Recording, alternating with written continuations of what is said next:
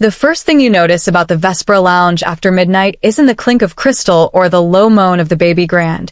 It's the hush that coils beneath every note, a silence that costs more than the bourbon. I moved through it in a pressed white shirt and black vest, hair pinned so tight it felt like penance.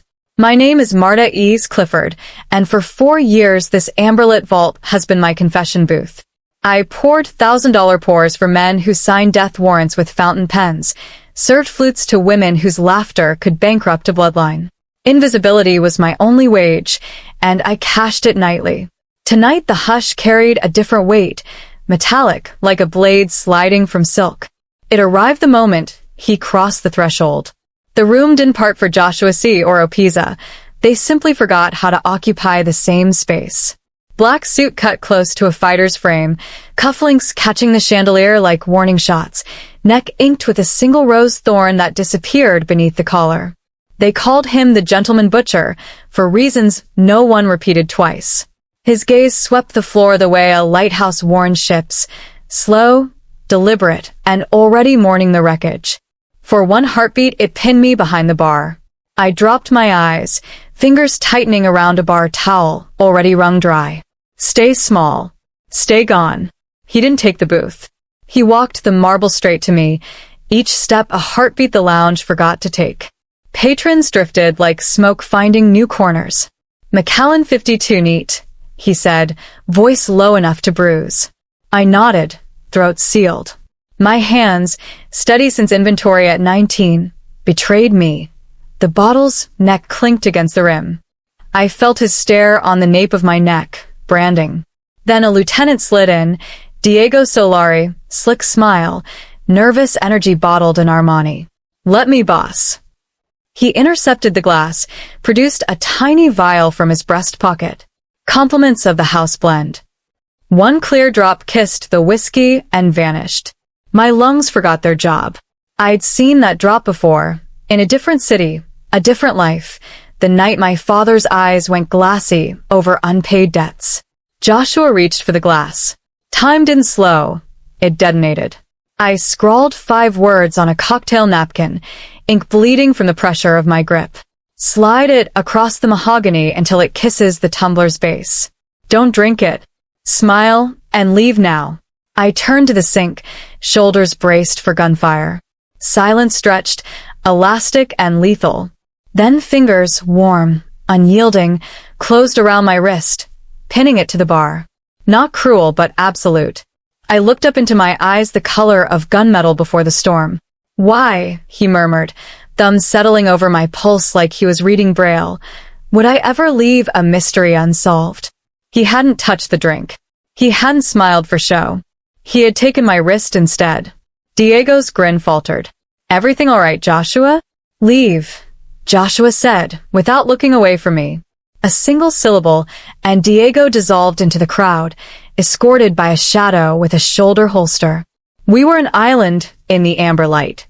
"You have 5 seconds, he said, thumb stroking once, slow, proprietary, across the vein hammering beneath my skin. "Who are you really?" "Marta," I whispered. "I just pour drinks." "That's your job. Not your reason." His gaze flicked to the napkin, then back. "You saw the drop. Explain." The truth was a live wire. "The vial," I breathed. Too eager. Classic misdirection. "Whoever sent him wants you quiet." One brow lifted, a razor's edge. I waited for the blade to fall. Instead, the world collapsed to 3 points, the cold wood under my forearm, the furnace of his grip, and the promise in his eyes that my ghost days were finished. The night I tried to save the devil, he decided the debt was mine to pay, in full, in blood, in every breath he now owned. But debts have origins, and mine began long before the Vespera Lounge, back when a 12-year-old girl learned that seeing too much could bury a family. The grip on my wrist never loosened, not once, not even when the lounge doors sighed shut behind us, and the night air slapped my face like a warning. Joshua's fingers were a cuff of warm steel, guiding, no, claiming, me across the valet circle where a matte black Maybach idled, engine purring low enough to feel in the marrow. The doorman didn't blink. The valet scattered. Even the city's pulse seemed to hiccup as Joshua opened the rear door himself and folded me inside with the same courtesy he might use for a dignitary or a corpse. I landed on butter-soft leather that smelled of cedar and gun oil. The door shut with the finality of a vault. Joshua slid in beside me, close enough that the heat of his thigh bled through my slacks. The partition rose, sealing us in a cocoon of tinted glass and silence. "Drive," he said to the shadow behind the wheel. The car pulled away from the curb like a shark cutting water. I watched the Vespera Lounge shrink in the side mirror, its gold signage blurring into a smear of light, until the city swallowed it whole. My heartbeat filled the vacuum the lounge had left behind. "Where are you taking me?" My voice cracked on the last word, betraying me. Joshua didn't answer immediately. He loosened his tie with one hand, the motion slow, deliberate, the silk whispering free like a threat. The rose-thorn tattoo at his throat flexed when he swallowed. "Somewhere safe," he said at last. His gaze stayed on the window, city lights strobing across the sharp planes of his face. "For both of us. Safe." The word tasted like rust. I twisted in the seat, searching for the door handle. Child-locked, of course. My reflection stared back from the dark glass, eyes too wide, mouth a slash of panic. The same face that had poured Macallan for senators and oligarchs, now reduced to cargo. "Let me out." It came out smaller than I wanted. He turned then. The full weight of his attention pinned me harder than any grip. "You think the men who poisoned my drink will let a witness walk?" His voice was velvet over gravel. "You saved my life, Marta. That makes you a loose thread. Loose threads get snipped." I swallowed. "I won't talk." A humorless smile ghosted across his mouth. "Everyone talks. Eventually." The car banked left, tires humming over wet asphalt. Rain had started, a thin, silver mist that turned the city into watercolor. We were climbing now, ascending the glass spine of downtown, past the point where the streets narrowed and the air thinned. I recognized the route. The Oropeza Tower. 43 floors of smoked glass and whispered atrocities. The penthouse took the top 3. The Maybach purred into an underground garage lit by cold LEDs. 2 men in charcoal suits materialized the moment the car stopped, broad, silent, moving with the synchronized menace of wolves. Joshua stepped out first. His hand found my elbow, guiding me upright. My knees threatened to fold. "Easy," he murmured, as if I were a spooked horse. The elevator was a mirrored box. I caught our reflection. Him, tall, immaculate, the suit jacket now draped over one arm. Me, vest askew, hair escaping its bun in damp wisps. His thumb brushed the inside of my elbow, a gesture too gentle for the circumstances. I jerked away. He let me. The ride was silent except for the soft ding of passing floors. 41, 42, 43. The door slid open directly into the penthouse. I stepped into a cathedral of glass and shadow. Floor-to-ceiling windows wrapped the entire level, framing the city like a diorama of glittering sins. Rain streaked the panes in silver rivulets. The space was vast, minimalist, black marble floors, low-slung leather furniture, a single orchid in a white ceramic vase that probably cost more than my annual salary. No clutter, no warmth, only the low throb of a sound system bleeding Coltrane into the air. Joshua shrugged out of his jacket, tossed it over a chair. The white shirt beneath clung to the taper of his back, sleeves rolled to reveal forearms corded with ink, more thorns, a Latin phrase I couldn't read. He moved to a bar cart, poured 2 fingers of something amber into a crystal tumbler. Didn't offer me one. "Sit," he said. I stayed standing. "This is kidnapping." He took a slow sip, eyes never leaving me. "Call it what you want. You're here because I say you are." He set the glass down with a soft clink. "Diego thinks you're a risk. Wants you in the river by sunrise." My stomach lurched. Diego Solari, the man who'd smiled while dropping death into whiskey. Joshua continued, conversational, as if discussing the weather. I overruled him. For now. He crossed the room in 3 strides, stopping just inside my personal space. Close enough that I smelled cedar, bourbon, and the faint metallic trace of adrenaline. His hand lifted, not to strike, but to tuck a stray strand of hair behind my ear. The touch was featherlight, clinical. I flinched anyway. Why? He asked. Why risk it? I found my voice somewhere under fear. I saw the vial. I knew what it meant. That's not why. His thumb lingered at my temple, tracing the shell of my ear. Plenty of people see. No one acts. You did. I swallowed. Instinct. Instinct gets people killed. His hand dropped. Or saved. Depends on the night. Footsteps echoed behind us. Diego Solari strode in, flanked by the two guards. His suit was rumpled now, tie askew, eyes red-rimmed with barely leashed fury. He didn't look at me, only at Joshua. She's a liability, Diego snapped. We don't know who she's with. Could be working for the Albanians. Could be fed. We ice her. We end the problem. Joshua didn't move. She saved my life. She stuck her nose where it didn't belong. Diego's lip curled. You're thinking with the wrong head, cousin. The air thickened. I felt the shift before I saw it. Joshua's shoulders squaring, the subtle flex of his jaw. When he spoke, his voice was soft. Lethal. Careful, Diego. That's the second time tonight you've questioned me. Diego's bravado flickered. He knew the line he'd towed. I'm thinking of the family. So am I. Joshua's gaze flicked to me, then back. She stays. Under my roof. Under my rules. Diego opened his mouth, thought better of it. With a curt nod to the guards, he stalked out. The doors hissed shut behind him. Silence rushed back in, heavier than before. Joshua turned to me. Guest rooms down the hall. Third door. Bathroom stocked. Try to run, the elevator won't open for you. Windows are bulletproof. Guards change every 4 hours. He said it like reciting a grocery list. You're not a prisoner, Marta. You're an investment. He walked away, disappearing through a side door that blended seamlessly with the wall. The click of a lock echoed. I stood rooted for a long moment, the city sprawling beneath me like a map of everywhere I couldn't go. Eventually, my legs moved. The hallway was dim, lit by recessed sconces that threw long shadows. The third door opened into a bedroom the size of my old apartment. King bed dressed in charcoal linens, another wall of glass, a dresser with a single change of clothes folded neatly, black leggings, oversized cashmere sweater, my size. Someone had been sent shopping. I locked the door behind me.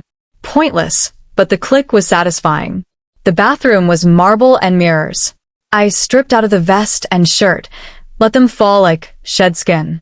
The shower scalded, then soothed. I stayed under the spray until my fingers pruned, trying to wash away the feel of his hand on my wrist. It didn't work.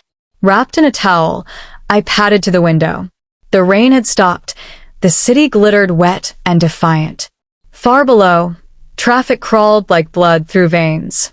I pressed my palm to the glass. Cold. Unyielding. My reflection stared back. Bare shoulders, damp hair, eyes that looked bruised. The same face that had smiled politely at murderers for tips. But the eyes were different. Sharper. Afraid, yes, but curious too. I hated myself for it. A soft sound. Movement beyond the glass. I turned. Joshua paced the living area, shirt unbuttoned to the sternum, sleeves rolled higher. The tattoo at his throat caught the light, a rose in full bloom now, thorns dripping ink like blood. He held a phone to his ear, voice too low to catch, but the tension in his shoulders spoke volumes. Every few steps he stopped, stared out at the city, then resumed pacing. A lion in a cage of his own making. He paused directly in my line of sight, as if sensing me. Our eyes met through 2 panes of glass and 30 feet of night. He didn't smile, didn't wave, just looked long, unblinking, like he was memorizing the shape of my fear.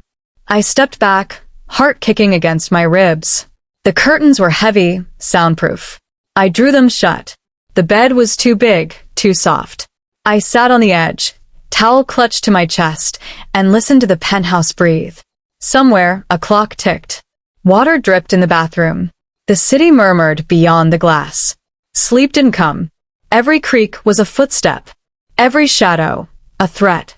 I kept replaying the moment his fingers closed around my wrist. The heat, the certainty. The way he'd looked at the napkin like it was a contract. You saved me. That makes you valuable and dangerous. Valuable. The word circled like a vulture. I must have dozed, because the next thing I knew, gray dawn bled through the curtains. My neck ached.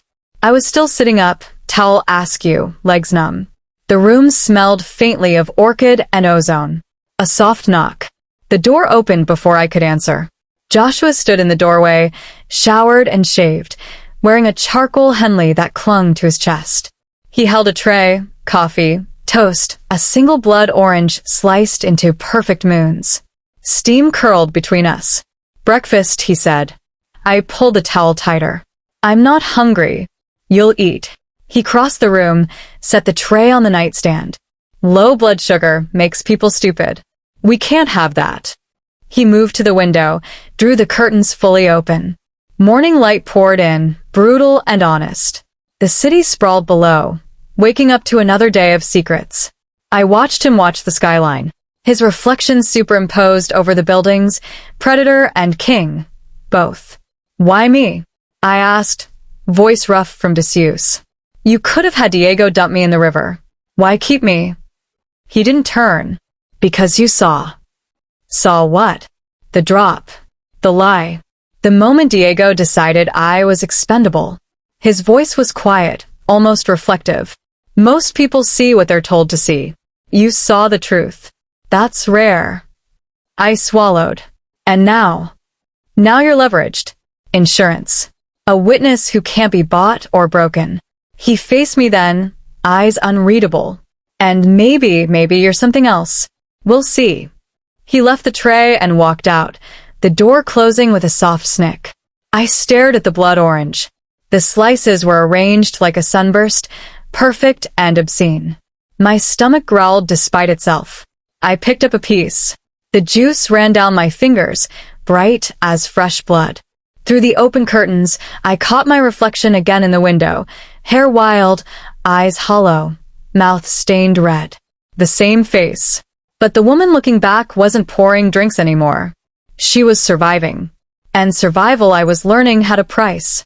The blood orange sunrise bled across the penthouse like a warning. I hadn't moved from the edge of the bed. The towel had slipped to my waist sometime in the gray half-light before dawn. My skin prickled under the air conditioning's sterile breath.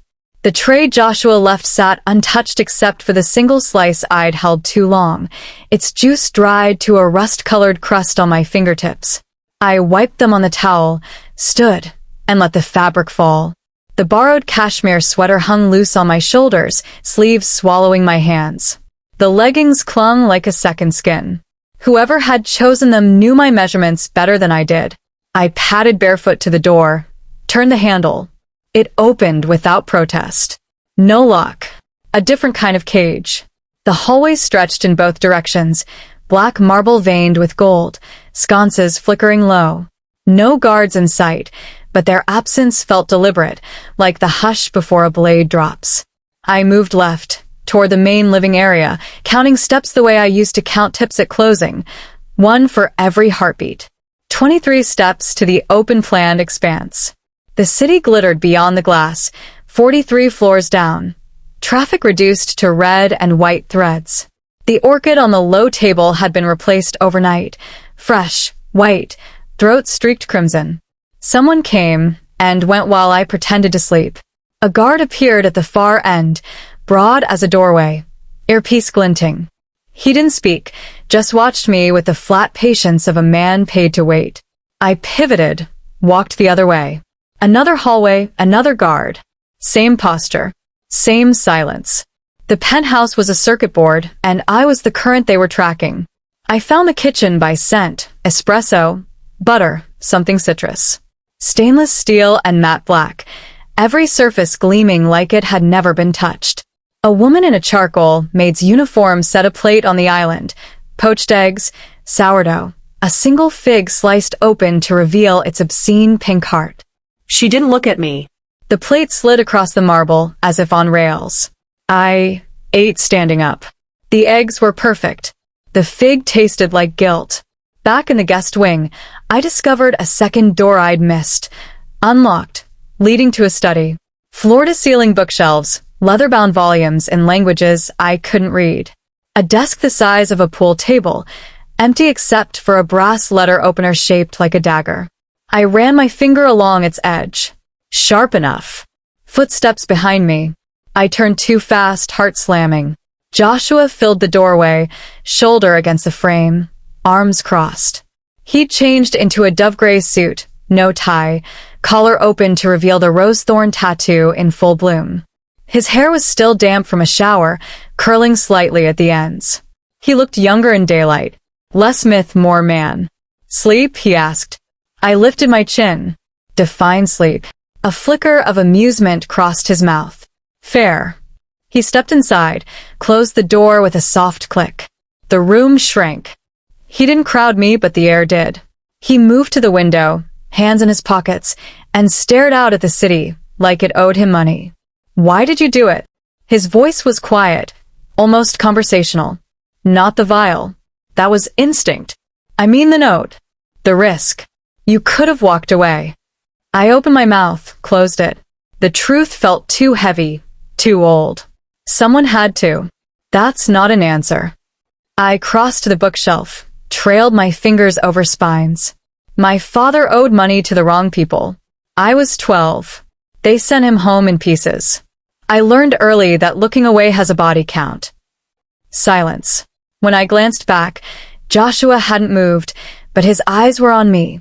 Gunmetal softened by something I couldn't name. I'm sorry, he said. The words were simple, stripped of performance. I shrugged. Ancient history. Not to you. He pushed off the window, crossed to the desk, picked up the letter opener, turned it in his fingers. You called me, sir, last night. Heat crawled on my neck. Have it. Break it. He set the blade down, handle toward me.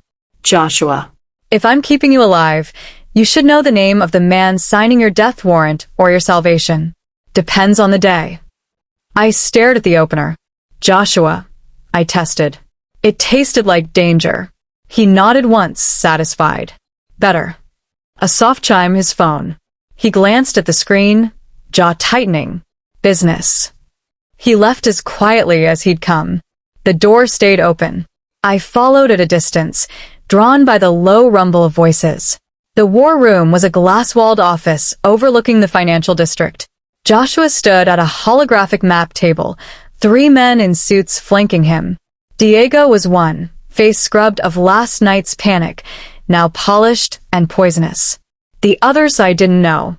Shipments delayed, Diego was saying. Customs flagged the manifest.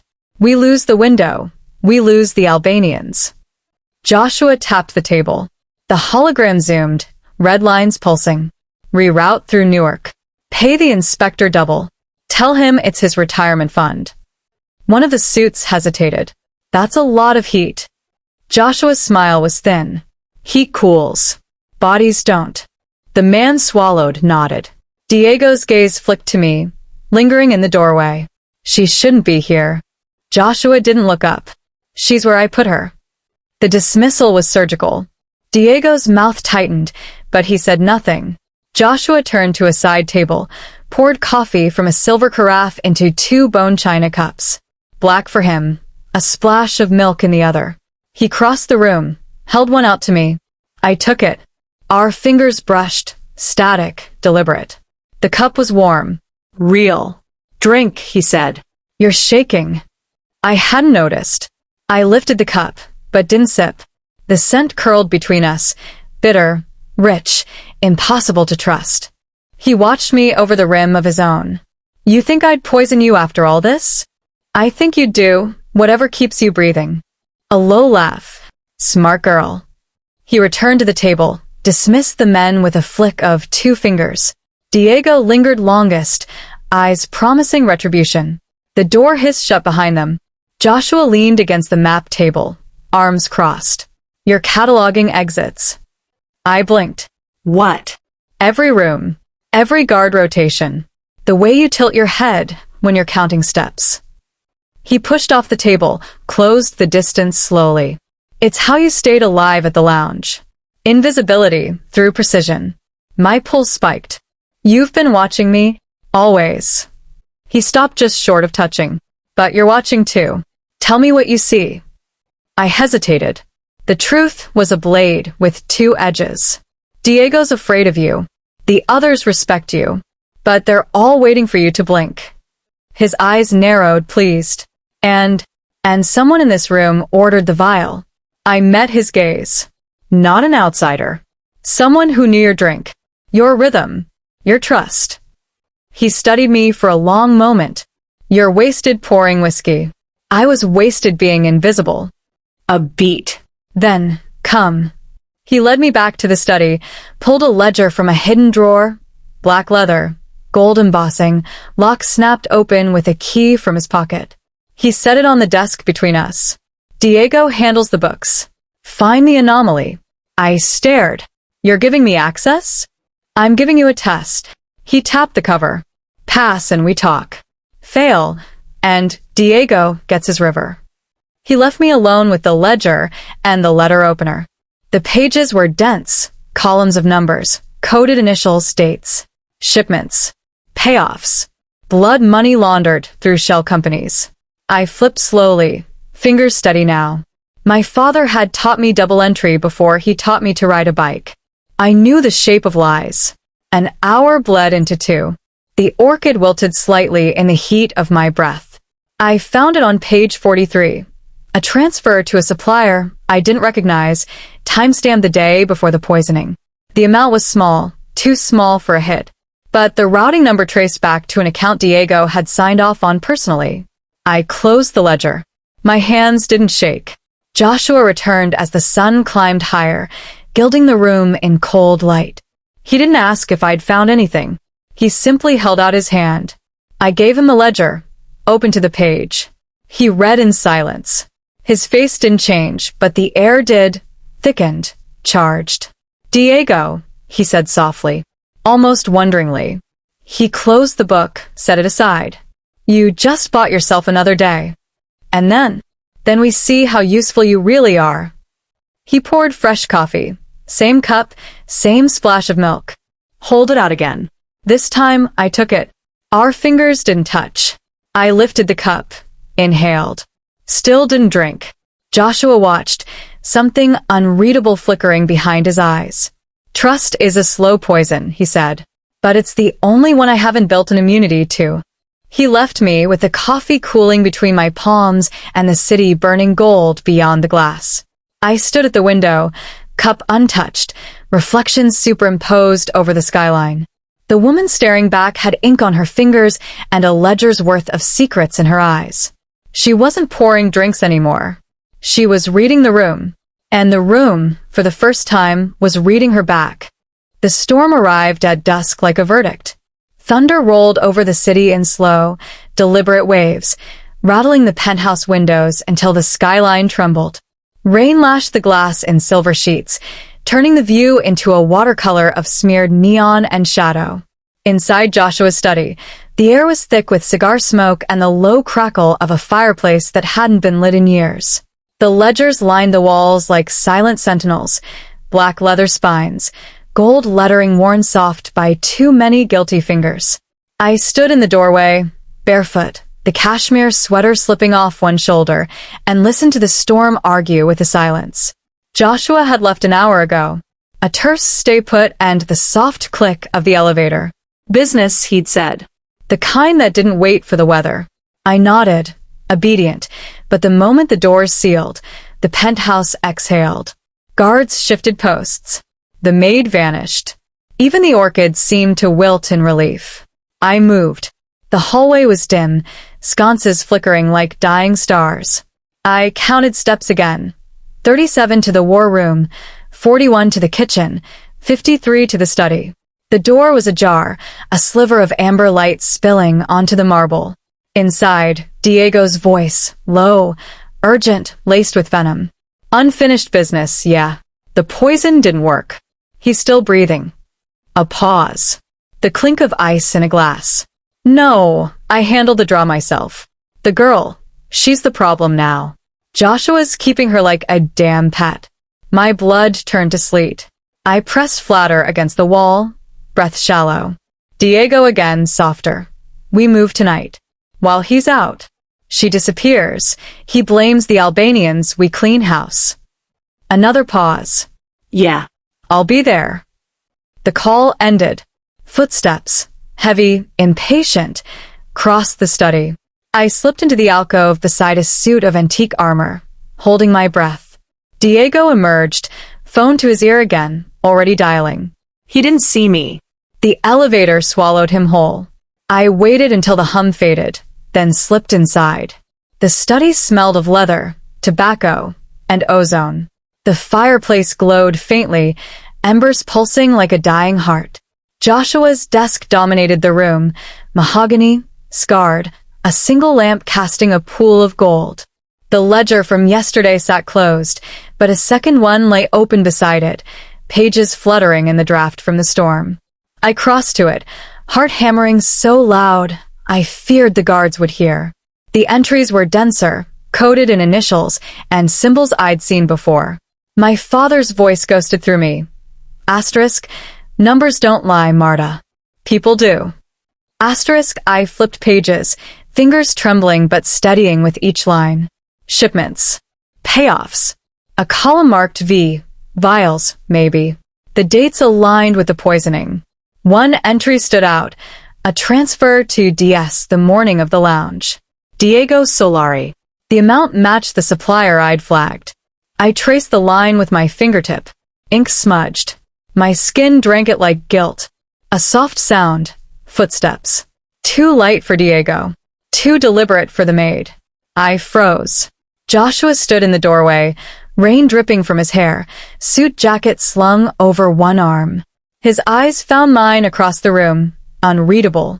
Thunder growled outside, shaking the windows. He didn't speak. Just closed the door behind him with a click that echoed like a gunshot. I braced for fury. For the letter opener. For the river. Instead, he crossed to the desk, slow, and leaned against it. What did you find? My throat worked. You're supposed to be gone. Plans change. His gaze flicked to the ledger, then back to me. Talk. I swallowed. The truth felt like glass in my mouth. Diego. He ordered the vial. The transfer's here. Initiated, time-stamped. He was on the phone just now. Said the poison didn't work. That I'm the problem.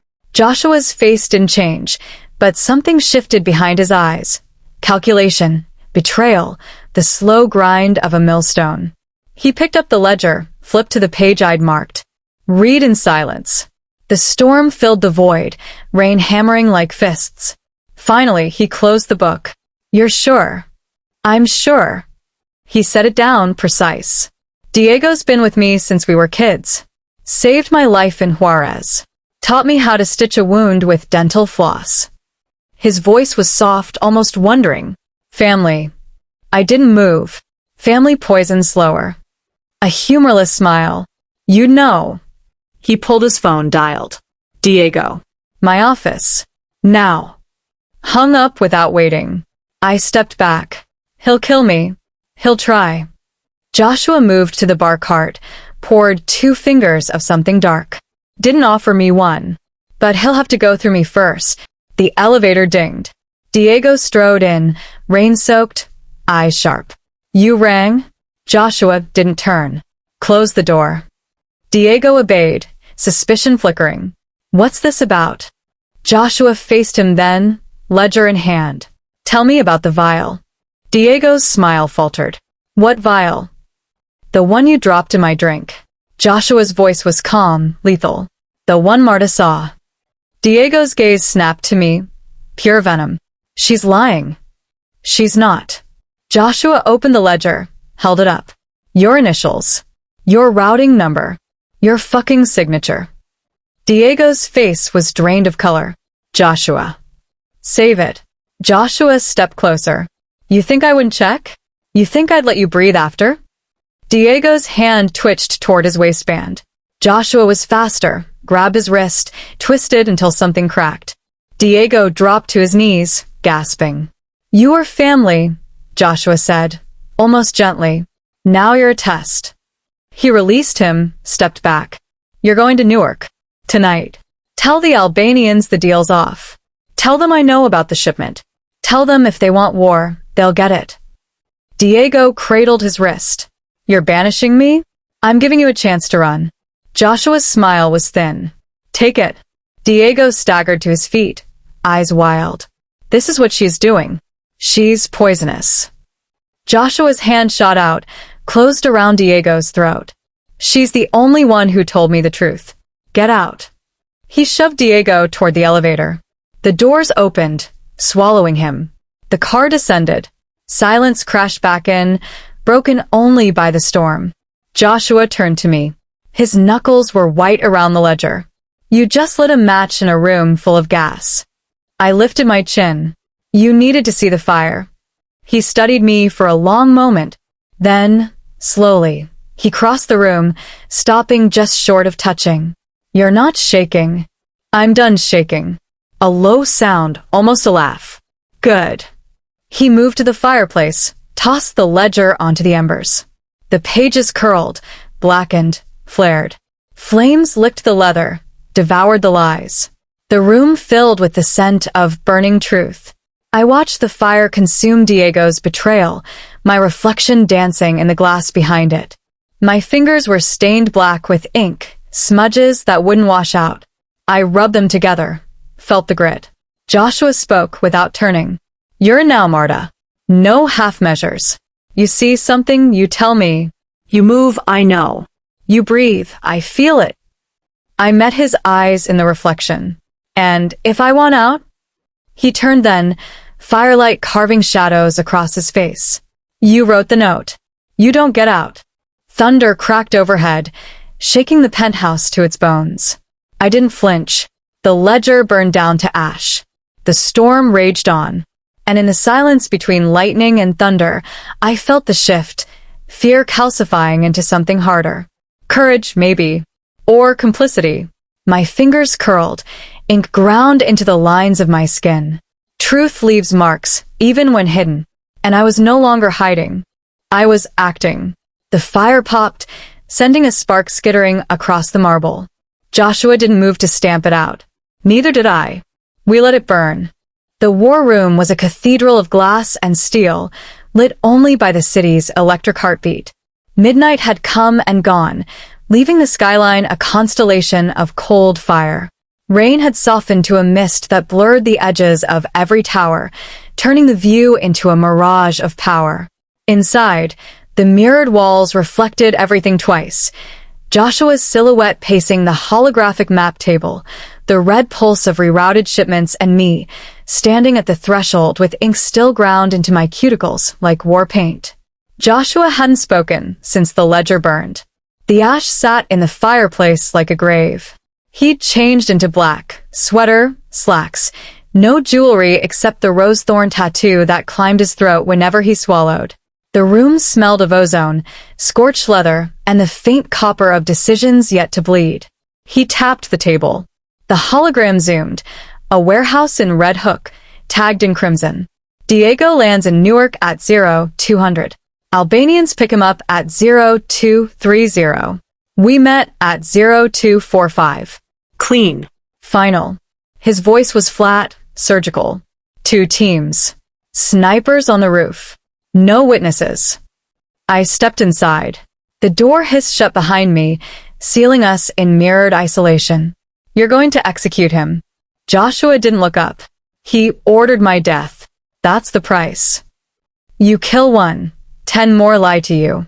The words left my mouth before fear could stop them. His head snapped around. Gunmetal eyes narrowed. "You think you know my world? I know empires built on bodies crumble faster than ones built on fear." I crossed the room, stopped at the table's edge. The hologram bathed my face in red. "Diego's not the disease. He's the symptom. Cut him out, the rot spreads. Someone else steps up. You'll spend the rest of your life looking over your shoulder." He leaned in, palms flat on the glass. "And what's your solution, Waitress? Forgiveness?" A stern talking to information. I tapped the table. The map flickered. You have his phone, his contacts, his accounts. Use them. Find who paid him, who really wanted you dead. Make an example that doesn't require a body bag. Joshua's laugh was sharp, humorless. You think loyalty's bought with spreadsheets? I think loyalty's earned when people believe you're smarter than your enemies. I met his stare. Right now you're reacting. That's a weakness. The word hung between us like a blade. He straightened, slow. Careful, Marta. Or what? My voice didn't waver. You'll throw me in the river? You need me. I see what you don't. Silence stretched, taut as piano wire. The city lights pulsed behind him, casting his shadow across the table like a noose. Finally, you're bold for a ghost. I stopped being a ghost the moment you grabbed my wrist. His eyes flicked to my hand, still stained, still defiant. Something shifted in his expression. Not anger, recognition. He turned away, raked a hand through his hair. Diego was my brother in every way that mattered. Taught me how to throw a punch, how to stitch a wound, how to smile while planning a funeral. His voice dropped. I trusted him with my life. And he trusted someone else with yours. I softened, just enough. That's the crack. Find the source, you seal it. He paced to the window, hands in his pockets. The city reflected in the glass. 2 Joshuas, one real, one ghost. You speak like someone who's lost everything once. The words landed like a blade between my ribs. I saw my father's face, glassy eyes, the kitchen table, the men who'd come collecting. I have. He turned. For the first time, the predator mask slipped. Just a fraction. Tell me. I hesitated. Then, he owed the wrong people. They sent pieces of him home in a cooler. I was 12. Learned that night that silence is complicity. Joshua studied me. The storm had quieted. Only the low hum of the city remained. And you still wrote the note. Some lessons you don't unlearn. He crossed back to the table, killed the hologram with a swipe. The room plunged into mirrored darkness, lit only by the city's glow. Fine. We play it your way. For now. Relief flickered, then died. This wasn't mercy. It was a test. He pulled a tablet from a drawer, slid it across the glass. Diego's phone dump. Emails. Texts. Bank records. Find the thread. I took it. Our fingers brushed, static, deliberate. And if I do, then you sit at this table. His voice was low. Not as a prisoner. As a voice. I opened the files. Lines of data scrolled, encrypted but not to me. My father's voice again. Asterisk, numbers are stories, Marta. Read between the lies. Asterisk, I swiped, zoomed, cross-referenced. An hour bled into 2. Joshua watched, silent, pouring coffee neither of us drank. I found it at 3:17 a.m. A wire transfer from an offshore account to Diego's, routed through a shell company in the Caymans. The memo line, for the gentleman's retirement, the sender's initials, Yo. Emilio Oropeza. Joshua's brother. My stomach dropped. I looked up. Joshua's reflection stared back from the glass. 2 versions of the same man. One holding the tablet, one waiting for the blade. Emilio, I said softly. Joshua's jaw flexed. He took the tablet, read. His face didn't change, but the air did, thickened, charged with something darker than rage. Betrayal calcified into resolve. He's in Miami, Joshua said. Family meeting tomorrow. He thinks I'm dead. I set the tablet down. What will you do? He didn't answer. Just stared at the city, eyes reflecting 1,000 lights and none of them warm. Later, minutes or hours, time had lost its edges. He spoke without turning. You were right. Killing Diego would have been easy. This is war in my blood. I moved to stand beside him. Our reflections merged in the glass, shoulder to shoulder, captor and captive, indistinguishable in silhouette. The city sprawled beneath us, indifferent. You're not your brother, I said. He glanced at me. How do you know? Because you're still asking questions. A long silence. Then, stay close tomorrow. I'll need your eyes. I nodded. The line between prisoner and partner had blurred into something neither of us could name. He left me with a tablet and the city's endless pulse. I stood at the window, coffee long cold between my palms. The storm had passed. The air was clean, sharp. My reflection stared back, hair wild, eyes steady, ink faded but not gone. Two figures in the glass. One empire. One truth. And for the first time, I wasn't sure which of us held the reins. Rain returned at 2:47 a.m. like a verdict. It hammered the penthouse windows in relentless sheets, turning the city into a drowning mosaic of smeared light and shadow. The war room's hologram had gone dark hours ago, leaving only the low amber glow of a single desk lamp and the restless pulse of the skyline. I hadn't moved from the glass since Joshua left for Miami, tablet cold in my lap, Emilio's initials burned into my retinas like a brand. The storm outside mirrored the one inside me. Every flash of lightning a question, every roll of thunder an answer I wasn't ready to hear. The elevator chimed. I stood too fast, tablet clattering to the marble. Joshua stepped out alone. No guards, no Diego, no entourage.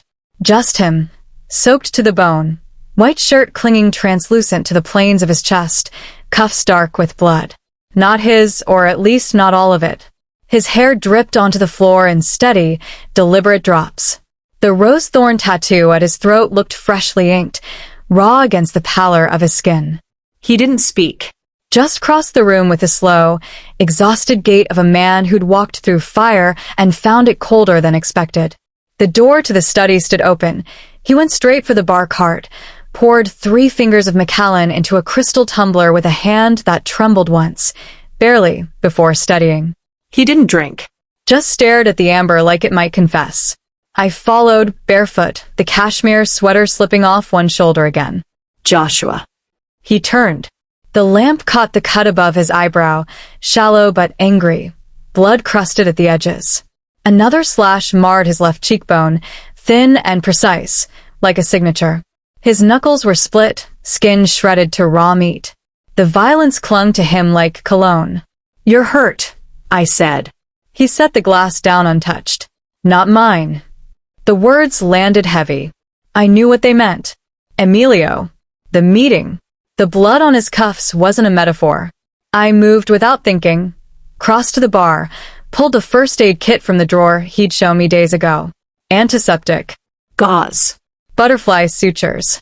My hands remembered the motions from a lifetime ago. Stitching my father's cuts after collection nights went sideways. I wet a cloth under the bar's sink, warm water turning pink the moment it touched his skin. "Sit," I said. For once, he obeyed.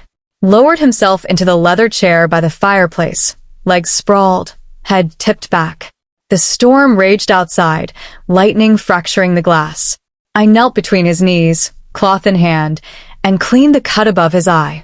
He didn't flinch, just watched me with those gunmetal eyes, pupils blown wide from adrenaline or something darker. The silence stretched, thick with rain and unspoken bodies. I dabbed antiseptic on the cheekbone slash. "This needs stitches." Later. His voice was rough, stripped of its usual velvet command. No orders. No calculations. Just exhaustion. The man behind the myth, bleeding in my hands. I pressed a butterfly suture across the cut, fingers steady. "Emilio." He closed his eyes. Alive. For now. The cloth moved to his knuckles. Blood had dried in the creases, flaking away under my touch. I cleaned each split carefully, the way you'd handle something sacred and broken. His hand flexed once, then stilled. The heat of his skin burned through the cloth. "Why did you save me?" The question came soft, almost lost under the rain. I paused, gauze hovering. "What?" That night. The note. "You could have walked away. Why risk it?" I set the cloth aside, met his gaze. The lamp painted gold across his cheekbones, shadows pooling in the hollows beneath his eyes. He looked younger, vulnerable, dangerous. I answered honestly, "Because I saw the way you smiled." Like you already knew you were alone. His breath hitched, just once. The silence that followed wasn't empty. It was a damn cracking, slow and inevitable. He moved first, hand rising to cut my jaw, thumb brushing the corner of my mouth with the same reverence he'd shown the untouched McAllen. His fingers were still tacky with blood, leaving faint red smears on my skin. I didn't pull away. The kiss wasn't gentle. It was kneed, raw and ragged, teeth clashing, breath shared and sharp, desperate gasps. He tasted of rain and copper and something darker, grief, maybe, or recognition. His hand slid to the nape of my neck, anchoring me as if I might dissolve. I fisted his shirt, felt the wet fabric tear under my grip. The storm outside roared approval. He pulled back just enough to rest his forehead against mine, breath ragged. Marta. My name in his mouth was a confession. I kissed him again, harder claiming. My hands moved to his cuffs, unbuttoning, peeling the blood-soaked shirt from his shoulders. The fabric stuck to the cuts on his chest. I eased it away carefully, revealing bruises blooming purple across his ribs. He let me, didn't stop me, just watched with eyes that had seen too much and still wanted more. I pressed my palm over his heart. It thundered beneath my touch, alive and furious. His hand covered mine, pinning it there. Blood from his knuckles transferred to my skin, warm, sticky, irreversible. We didn't speak. Words were for daylight, for ledgers and lies. This was something else. Connection forged in the aftermath of violence. Mercy and complicity braided, so tight you couldn't tell where one ended and the other began. He stood, pulling me with him. The chair scraped back. My sweater joined his shirt on the floor, cashmere pooling like spilled ink. His hands mapped my spine, tracing the knobs as if memorizing a map he'd never been allowed to read. I arched into him, felt the hard line of his body against mine, the tremor he couldn't quite hide. The fireplace crackled, though no fire burned. Lightning flashed, illuminating us in stark white. Two figures tangled in the glass's reflection, captor and captive indistinguishable. His mouth found my throat, teeth grazing the pulse that betrayed me. I gasped, fingers digging into his shoulders, leaving half-moon crescents in the skin. He lifted me onto the desk, papers scattering. The tablet clattered to the floor, screen cracking. Neither of us cared. His hands slid under my thighs, pulling me to the edge, and I wrapped my legs around his waist. The storm outside peaked, thunder shaking the penthouse, raining a white noise roar that drowned everything but the sound of our breathing. It wasn't sex. It was a collision. Two people who'd spent their lives looking over their shoulders finally finding something worth watching. Afterwards, we didn't move. He stayed inside me, forehead against mine, breath sinking in the quiet. My hands were stained red, his blood transferred from his knuckles to my palms, my wrists, the hollow of my throat where he'd kissed me hard enough to bruise. I stared at the smears, the way they caught the lamplight like rubies. He noticed, traced one streak with his thumb, smearing it further. Yours now. I nodded. The boundary between mercy and complicity had dissolved somewhere between the first kiss and the last shudder. I was complicit. I was his. And he was mine in the only way men like him knew how to belong, through blood and choice and the kind of truth that left marks. He pulled out slowly, helped me down. My legs trembled. He steadied me, then retrieved my sweater, held it while I slipped my arms through. His shirt was ruined. He left it on the floor. The cuts on his chest had reopened, thin lines of red welling. I pressed gauze to them without being asked. He let me. We stood in the wreckage. Papers, blood, broken glass from the tablet. The storm had quieted to a steady patter, the city below us breathing slow. He cupped my face, thumb brushing the smear of blood at my lip. We crossed a line, he said. I know. There's no going back. I don't want to. His eyes searched mine. Gunmetal softened to something almost human. He kissed me once more, soft this time as seal. Then he stepped back, the distance between us suddenly vast and necessary. Go clean up, he said. I'll have the maid bring fresh clothes. I nodded, throat tight. As I turned, he caught my wrist, the same grip from the lounge, but gentler now. A question, not a claim. Marta. I looked back. Thank you, he said. For seeing me. I left him in the study, blood on my hands and his taste on my tongue. The hallway stretched endless, but I walked it steady. The guest room shower scalded, then soothed. I watched the red swirl down the drain, but it didn't wash away. It was part of me now. When I emerged, fresh clothes waited, black silk, my size. On the nightstand, a single blood orange slice, arranged like a sunburst. And beside it, the napkin from the lounge, creased and worn, the 5 words still legible in my shaky pen. Asterisk, don't drink it. Smile and leave now. Asterisk. I picked it up. The paper was soft from handling, edges frayed. His fingerprints smudged the ink, blood and bourbon and truth. I folded it carefully, slipped it into the drawer. Outside, dawn bled across the horizon, pale and unforgiving. The storm had passed, leaving the city washed clean. But inside, the marks remained. My hands, his cuffs, the line we'd crossed. Mercy and complicity, braided forever. Sunset bled across the penthouse like a slow wound. The office windows drank the dying light, turning the city into molten copper and bruised violet. Shadows pooled in the corners of Joshua's study, stretching long fingers across the marble until the room felt smaller, tighter, a box closing around secrets. The air smelled of old paper and the faint char of last night's storm, ozone clinging to the curtains like a ghost. I sat at the mahogany desk, the ledger open before me, its black leather spine cracked from too many guilty hands. The pages were a battlefield of numbers, and I was losing. I'd found it 3 hours ago, buried in a false drawer behind a row of first edition Hemingways.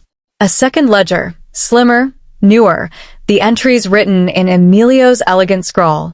The order for the vial was there, plain as a death warrant. E.O. to D.S.V. 1 unit, priority delivery, time-stamped the morning of the lounge. A second line, colder. Contingency. If JCO survives, escalates. My stomach had folded in on itself. Emilio hadn't just wanted Joshua dead. He'd planned for every outcome. I closed the book. My hands didn't shake. They were steady the way condemned mans are steady, resigned to the rope. I should tell him. I should burn it. I should run. Instead, I slid the ledger back into its hiding place, heart hammering so loud I feared the guards would hear. The lie tasted like ash, but I swallowed it. Joshua had looked almost human last night. Blood on his cuffs, my name on his lips, the tremor in his hands when he touched me. If I handed him this truth, it would finish the job the poison started. It would hollow him out. I couldn't watch that happen. Not yet. I left the office, closed the door softly, and walked the hallway like a thief. The days that followed were a slow suffocation. Joshua noticed. Of course he did. He noticed everything. How I flinched when he said Emilio's name, how I poured his coffee with hands that wouldn't meet his eyes, how I stood at the windows at dusk and stared at the city like it might offer absolution. He didn't push. Not at first. Just watched me with that gunmetal stare, patient as a predator who knows the prey will tire. We moved through the penthouse like ghosts in a shared haunting. Mornings, he worked, I decoded. Afternoons, he trained in the gym. I walked the halls counting guards. Evenings, we ate in silence, the clink of silverware louder than conversation. At night, he came to my room, or I to his, and we collided without words, bodies speaking what mouths refused. But even then, the lie sat between us, a third presence in the sheets. On the 5th day, the tension snapped. I was in the war room, cross-referencing Diego's old routes against Emilio's travelogues, when Joshua appeared in the doorway. He'd been in Miami again, another family meeting, he'd said. His suit was rumpled, tie loosened, the rose-thorn tattoo stark against the stubble shadowing his jaw. He held a tumbler of Macallan, half empty, the ice long melted. "You're avoiding me," he said. "Not a question." I didn't look up. "I'm working." "You're hiding." My pen is still. The hologram flickered, red lines pulsing like veins. I don't know what you mean. He crossed the room in 3 strides, set the glass down hard enough to rattle the table. Look at me. I did. His eyes were storm dark, the kind of gray that promised lightning. You haven't said my name in 3 days. You flinch when I touch you. You think I don't notice. I stood, chair scraping back. Maybe I'm tired of being your conscience. His jaw flexed. You're more than that. You know it. The words hung between us, heavy with everything we hadn't said. I turned away, arms crossed tight. I need air. I walked out. He let me. That night, the storm returned, thicker, angrier, thunder shaking the penthouse like a fist against the door. I sat in the study, the false door open, the ledger in my lap. I'd taken it out again, unable to leave it buried. The pages glowed under the desk lamp, Emilio's handwriting a noose tightening with every line. Footsteps. Soft. Deliberate. Joshua stood in the doorway, shirt unbuttoned, hair damp from the shower. He didn't speak, just crossed to the drawer, pulled out the ledger I'd tried to hide. His fingers brushed mine, static accusation. He opened it, flipped to the marked page. Read in silence. The storm filled the void. Rain lashed the windows. Lightning fractured the glass. Finally, he closed the book. His voice was lethally quiet. You lied to me. I stood, heart in my throat. I saved your life twice. Once from poison, once from yourself. His eyes snapped to mine.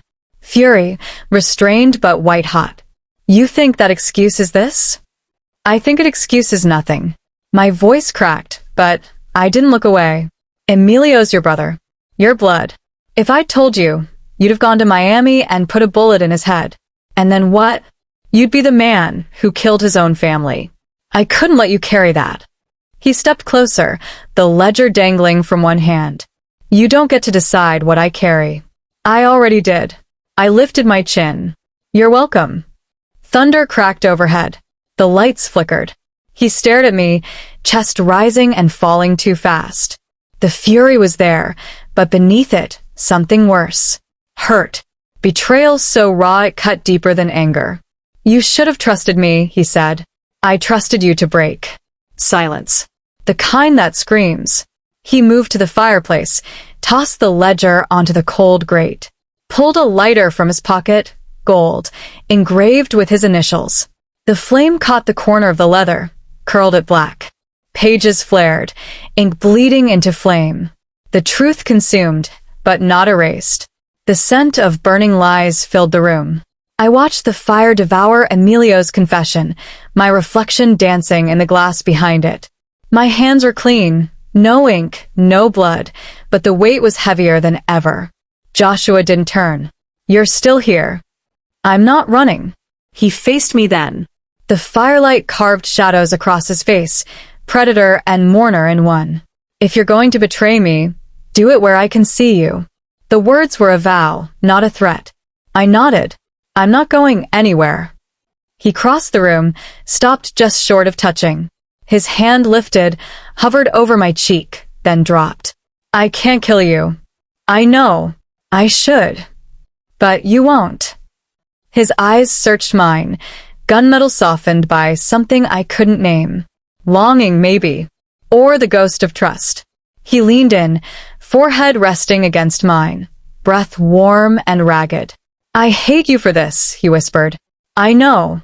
His hand found my wrist, the same grip from the lounge, but gentler now. A question. A claim. I didn't pull away. The fire burned low, the ledger reduced to ash. The storm raged on, but inside, the silence was louder. Betrayal and longing braided tight, control fraying at the edges. He pulled back, just enough to meet my eyes. Stay close. I am. He kissed me then, not the desperate collision of nights past, but something slower, deliberate. A seal on a wound neither of us could close. His thumb brushed the corner of my mouth, smearing the ghost of ash. When he pulled away, the distance between us was smaller, but the weight was greater. He left me in the study, the fire dying to embers. I stood at the window, city lights flickering through the rain. My reflection stared back, hair wild, eyes steady. The lie burned, but not forgotten. The ledger was gone.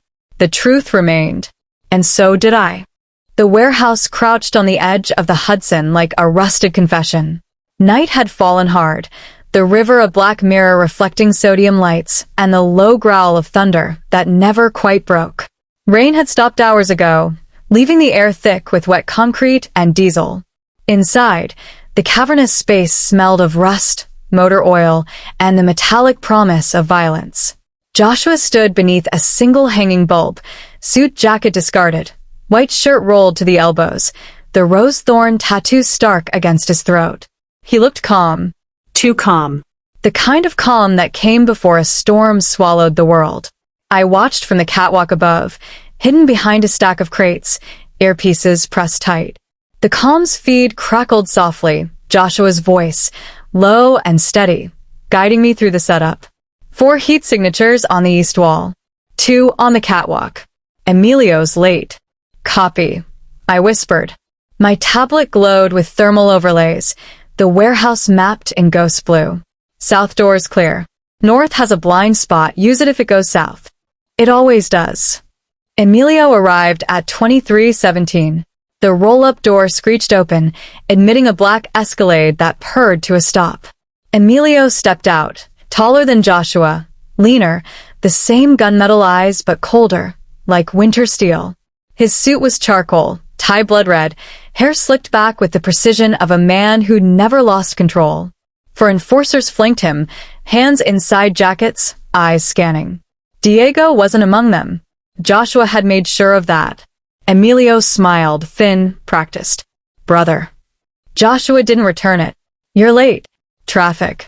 Emilio's gaze swept the warehouse, lingered on the shadows. This place is a tomb. Fitting. Neutral ground, Joshua said. Your terms. Emilio's laugh was soft. My terms were always simple. Step down. Let the family breathe. You tried to kill me. I tried to retire you. Emilio stepped closer, hands open. You're tired, Joshua. The empire's a millstone. I offered mercy. Poison isn't mercy. It's efficient. The air tightened. I felt it through the comms, Joshua's pulse spiking, the subtle shift in his stance. My fingers hovered over the tablet. East walls moving. 2 breaking off. Copy, he murmured, so low I barely heard. Emilio gestured to a crate. Sit. Talk. We're blood. Joshua didn't sit. Blood's why I'm here. Emilio's smile faltered. You brought muscle? Only the kind that talks back. Joshua's eyes flicked upward, toward me. A signal. I swallowed. North blind, spots clear. Go now if you're pulling out. Not yet. Emilio's enforcers fanned out. 1 lingered too close to the south door. Another climbed the catwalk stairs, boots clanging. My heart was hammered. I pressed flatter against the crates, breath shallow. Emilio pulled a flask from his jacket, offered it. Peace offering.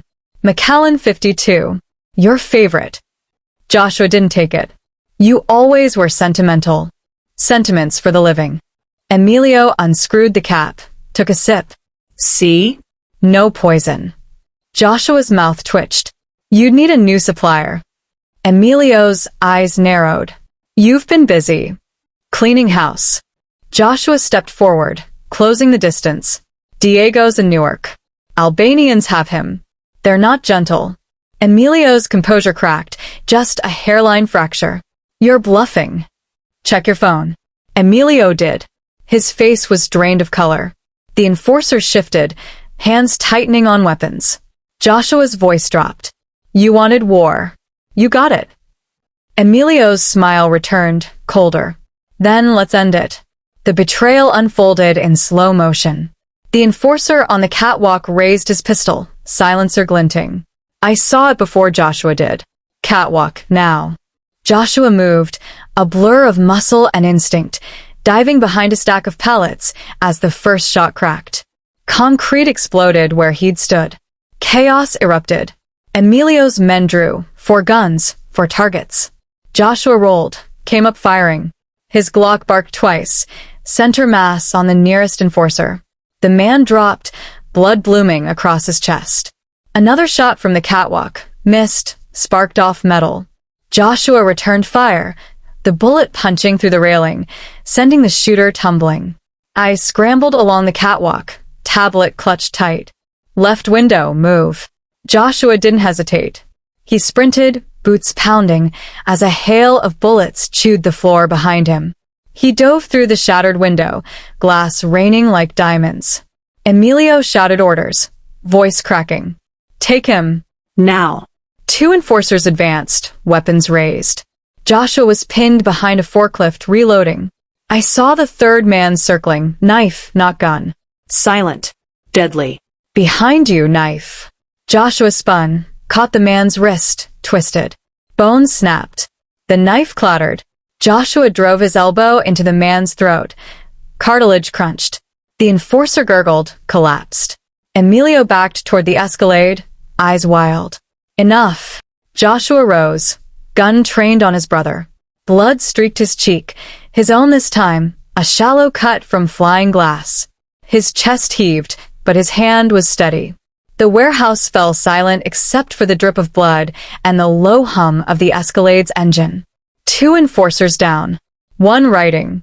Emilio alone. Joshua stepped over the bodies. You don't get to die easily. Emilio's laugh was brittle. You'll kill your own brother? I already did. Joshua's voice was flat. The moment you ordered the vial. Emilio's eyes flicked to the catwalk, toward me. The girl. She's your weakness. Joshua's jaw flexed. She's my strength. He holstered the gun, pulled zip ties from his pocket. Emilio didn't fight as Joshua bound his wrists, shoved him to his knees. The remaining enforcer, the one with the crushed throat, groaned. Joshua put a bullet in his temple. Clean. Final. Emilio stared at the body, then at Joshua. You're a monster.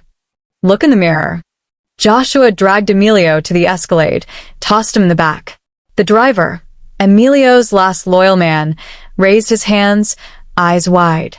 Joshua zip-tied him too, left him slumped against the wheel. He looked up at the catwalk. Marta. I descended the stairs, legs trembling.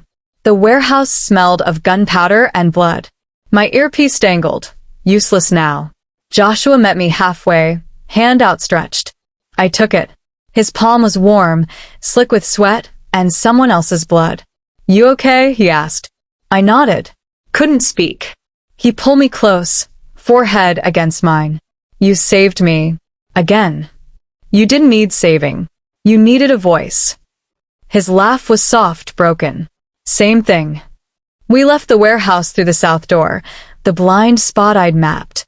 The Escalade idled outside, Emilio bound in the back, gagged with his own tie. Joshua drove. I sat shotgun, tablet dark in my lap. The city blurred past, sodium lights streaking like comets.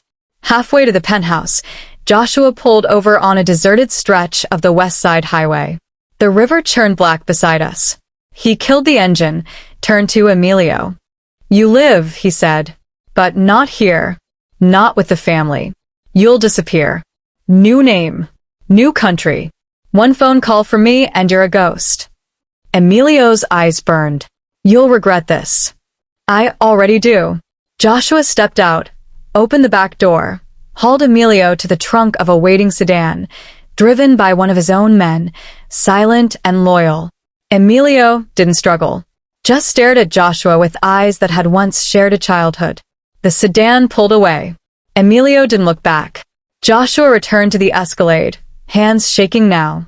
He leaned against the door, head tipped back, rain starting again, soft, cleansing. I joined him, stood close enough to feel his heat. You let him live, I said. He's my brother. His voice cracked. But he's dead to me. I took his hand. Blood crusted his knuckles, but the tremor had stopped. You chose mercy. I chose you. The words hung between us, heavier than the storm. We drove back in silence. The penthouse was dark when we arrived. No guards in the hall, no maid. Joshua had cleared it. He led me to the study, poured 2 fingers of Macallan into crystal tumblers. Handed me one. This time I drank. The fire was cold, but he lit it anyway. Flames caught, devoured the last scraps of the burned ledger. We stood side by side, watching the past turn to ash. On the floor, near the desk, a single bullet casing spun slowly, brass catching the firelight, survival's echo. I picked it up. Warm. Heavy. I slipped it into my pocket. Joshua noticed. Didn't comment. Just pulled me against him, arms tight around my waist. His chin rested on my head. Trust, he murmured. It's a bitch. But it's ours. He kissed my temple, breath warm. Partner. Partner. The fire crackled. The city slept. And in the silence between gunshots and heartbeats, we were reborn. Forged in violence, tempered in choice. The casing in my pocket was a promise. We'd live to fight another day. Together. Dawn crept into the penthouse like a thief, pale and hesitant. The storm had spent itself sometime after 4, leaving the city washed clean and strangely quiet. No thunder, no rain, just the low hum of the HVAC and the distant murmur of traffic 43 floors below. The glass walls reflected a sky the color of watered blood. The skyline softened at the edges, as if the night's violence had blurred the lines between steel and sky. Inside, the air smelled of gun oil, cold coffee, and the faint char of the ledger's ghost. The war room's hologram was dark. The bullet casing I'd pocketed last night sat on the nightstand beside the bed, brass catching the first light like a spent star. I stood in the guest room, my room, though it had never truly been mine, packing the few things that were. Black leggings, the oversized cashmere sweater, a pair of silk pajamas Joshua had left folded on the dresser weeks ago. My old waitress uniform was gone, discarded somewhere between the first kiss and the first lie. I folded each item with deliberate care, the way you fold a letter you know will never be answered. The duffel bag was small, anonymous, the kind you buy at an airport when you're running from something you can't name. I zipped it shut. The sound was too loud in the silence. The napkin was in the drawer. I didn't touch it. Couldn't. Not yet. I slung the bag over my shoulder, walked the hallway one last time. The marble was cold under my bare feet. The orchid on the low table had been replaced again. White, throat streaked crimson, a silent witness to every secret this place had swallowed. The guards were gone. Joshua had dismissed them at dawn, a gesture I hadn't asked for, but understood. He knew. He always knew. The elevator waited at the end of the hall, doors polished to a mirror sheen. I pressed the button. The panel lit, soft, expectant. My reflection stared back, hair loose, eyes bruised with sleeplessness, the faint shadow of Joshua's thumbprint still visible at my throat. The woman in the glass wasn't the waitress who'd slid a napkin across mahogany. She was something harder, sharper, forever changed. The door slid open. Marta. His voice stopped me cold. Low, rough from disuse, it carried the weight of every night we'd spent tangled in sheets and truths. I turned. Joshua stood in the mouth of the hallway, barefoot, wearing only black sweatpants riding low on his hips. The rose thorn tattoo climbed his throat like a warning. His hair was a mess, eyes bloodshot, the cut above his eyebrows scabbed over. He looked like a man who'd fought the devil and lost, but the devil had lost harder. In his hand, the napkin, creased and worn, the 5 words faded but legible. You think you can walk away? He asked. I faced him fully, bag heavy on my shoulder. I'm not yours. The words landed like a blade. His jaw flexed, but he didn't move. Just stood there, 10 feet of marble and silence between us, the city waking beyond the glass. You were, he said, the moment you wrote that note. I shook my head. I was a witness, a conscience, a voice, never property. He stepped closer, slow, deliberate. The napkin dangled from his fingers like a confession. You saved me. Again and again. You think that doesn't bind us? It binds us to the truth, I said. Not to each other. Another step. The air thickened, charged with everything we'd left unsaid. He stopped just short of touching, close enough that I smelled cedar and gunpowder and the faint copper of last night's blood. "You know what I am," he said. "You've seen it. The bodies. The lies. The blood on my hands." His voice dropped. "And you stayed. I stayed to keep you human." My throat tightened, but I can't keep myself. His hand lifted, slow, deliberate, and closed around my wrist. The grip was the same as the lounge, warm, unyielding, absolute. But this time it wasn't command. It was a plea. His thumbs settled over my pulse, reading it like Braille. "Don't run, Marta." His voice cracked just once. "Not when you already know what I am." I met his eyes. Gunmetal softened to something raw, something that looked like fear. "I know," I said. "That's why I have to." The silence stretched, taut as wire. His fingers tightened, then loosened, as if he were testing the weight of letting go. I felt the tremor in his hand, the same tremor from the night he'd come back bloodied, the night he'd kissed me like drowning. He was the gentleman butcher, yes. But he was also the man who'd burned a ledger to spare his soul, who'd spared his brother because I'd asked it without words. I pulled free, gently. The absence of his touch was colder than the marble. He didn't stop me. I stepped into the elevator. The doors began to close. In the narrowing gap, I saw him, standing alone in the hallway, napkin clutched in his fist, the city sprawling behind him like a kingdom he no longer wanted. His eyes didn't leave mine until the steel sealed us apart. The descent was silent. 43 floors to freedom. My reflection in the mirrored walls looked back, bag on my shoulder, eyes steady, the faint bruise at my throat a souvenir. The woman in the glass was free, but the weight in my chest was heavier than the duffel. The lobby was empty. The doorman nodded, unsurprised. A black town car idled at the curb, Joshua's doing, no doubt. I ignored it. I walked into the dawn instead. The city was waking. Delivery trucks rumbled. A jogger passed, earbuds in, oblivious. The air smelled of wet pavement and coffee. I walked until the Oropeza tower was a glint in the distance, until the bullet casing in my pocket felt like a heartbeat. I didn't look back. Joshua stood in the penthouse long after the elevator doors closed. The silence was deafening. No storm, no gunfire, just the low hum of a life unraveling. He crossed to the window, pressed his palm to the glass. The city sprawled below, indifferent. His reflection stared back, shirtless, scarred, the rose-thorn tattoo a mockery of beauty. In his hand, the napkin, creased and worn, the ink faded to ghosts. Asterisk, don't drink it. Smile and leave now, asterisk. He unfolded it carefully, as if it might disintegrate. The paper was soft from handling, edges frayed. Her handwriting, shaky, urgent, the 5 words that had rewritten his empire.